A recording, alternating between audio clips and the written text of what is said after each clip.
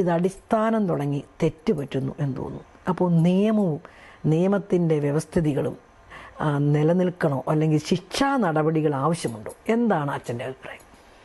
നിയമം അനുസരിക്കാനുള്ളതല്ല, ലംഘിക്കാനുള്ളതാണെന്ന് പറയുന്ന വൈദികരെയും മറ്റു പലരെയും നാം കണ്ടു തുടങ്ങിയിരിക്കുന്നു.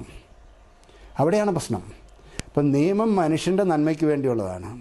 ഏത് നിയമം എടുത്താലും അത് നന്മയ്ക്ക് വേണ്ടിയാണ് ഉണ്ടാക്കിയിരിക്കുന്നത്, പൊതു നന്മയ്ക്ക് വേണ്ടിയുള്ളതാണ്.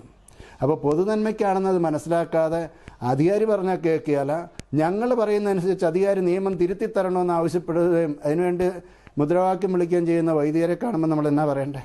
പിന്നെ അൽമായരെ പറ്റി എന്നാ പറയാനിരിക്കുന്നത്? അൽമായരെ നയിക്കേണ്ട വൈദികർ തന്നെ തെറ്റിലേക്ക് പോയിക്കൊണ്ടിരിക്കുകയാണ്. ഇവിടെയാണ് ശിക്ഷാ നിയമത്തിൻ്റെ പ്രസക്തി. അപ്പോൾ കർത്താവ് ചാട്ടയെടുത്തെങ്കിൽ ഇന്ന് മാർപ്പാപ്പ ശിക്ഷാ നിയമവും ശിക്ഷാ നടപടിക്രമവും എഴുതി വെച്ചിട്ടുണ്ടെങ്കിൽ മെത്രാന്മാർ, സിനഡ്, ഇങ്ങനെ ഓരോരുത്തരും അവനവൻ്റെ റോള് ചെയ്യേണ്ടതായിട്ടുണ്ട്. ഒരു കാര്യം കൂടി ചേർക്കട്ടെ, അതായത് കലഹപ്രിയരായ ജനങ്ങളെ ചിതറിക്കണമെന്ന ഒരു പ്രാർത്ഥനയുണ്ട്. അതൊക്കെ ചിലർ മാറ്റി കലഹപ്രിയ ജനങ്ങളെ സ്നേഹത്തിൽ ഒന്നിപ്പിക്കണമെന്ന് പ്രാർത്ഥിക്കും. അപ്പോൾ പീലാത്തോസും ഹെറോദോസും കൂടെ ഒന്നിച്ചു ചേരാനല്ല പ്രാർത്ഥിക്കണ്ടേ. അതായത് ചേർത്ത് പിടിക്കുക എന്ന് പറയുമ്പോൾ ഹിറ്റ്ലറെ ചേർത്ത് പിടിക്കാൻ പറ്റിയല്ല, കാശ്മീരിലെ ടെററിസ്റ്റുകളെ ചേർത്ത് പിടിക്കാൻ പറ്റിയല്ല. ചിലരെ നന്നാകുന്നവരെ ചേർത്ത് പിടിക്കാം, നന്നാകിയല്ലാത്തവരെ ശിക്ഷിച്ച് നന്നാക്കണം. അതാണ് നമ്മൾ വീട്ടിൽ ചെയ്ത് അമ്മമാർ മക്കളെ തല്ലുമ്പം അമ്മമാരെ ഏറ്റവും കൂടുതൽ കരയുന്നത്, വേദനിച്ച്. അപ്പോൾ ശിക്ഷണത്തിലൂടെ ഡിസിപ്ലിനിങ്ങിലൂടെ നന്നാക്കിയെടുക്കേണ്ട ചില അവസരങ്ങളുണ്ട്. അത് ചെയ്യണം.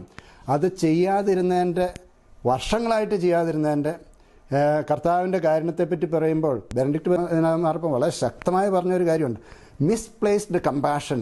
അത് ശരിയല്ല. അപ്പം കമ്പാഷൻ്റെ പേരിൽ ഏത് തെമ്മാടിത്തരത്തെയും നമ്മൾ കൊണ്ടുപോകും ചെയ്യുന്നത്, അത് പോട്ടെ എന്ന് വെക്കുന്നത് ശരിയല്ല. ക്ലിയർ സിഗ്നൽസ്, അത് അതിർത്തി ഉണ്ടെന്നുള്ളത്, അത് പറയാൻ വിട്ടുപോയതിൻ്റെ ഒത്തിരി കാലമായിട്ട് ചെയ്യേണ്ട സമയത്ത് ചെയ്യാതിരുന്നതിൻ്റെ. പിന്നെ ഏതായാലും കർത്താവിൻ്റെ ഹൃദയം പത്രോസിന് മനസ്സിലായില്ലെന്ന് നമുക്ക് പറയാൻ പറ്റിയല്ല. കർത്താവിൻ്റെ ഹൃദയം, കർത്താവിൻ്റെ കരുണയും മനസ്സിലായ പത്രോസ് അനനിയ ശപ്പീറാമാരോട് എന്താ ചെയ്തതെന്ന് ചോദിച്ചിട്ടുണ്ടെങ്കിൽ there is no compromise with evil.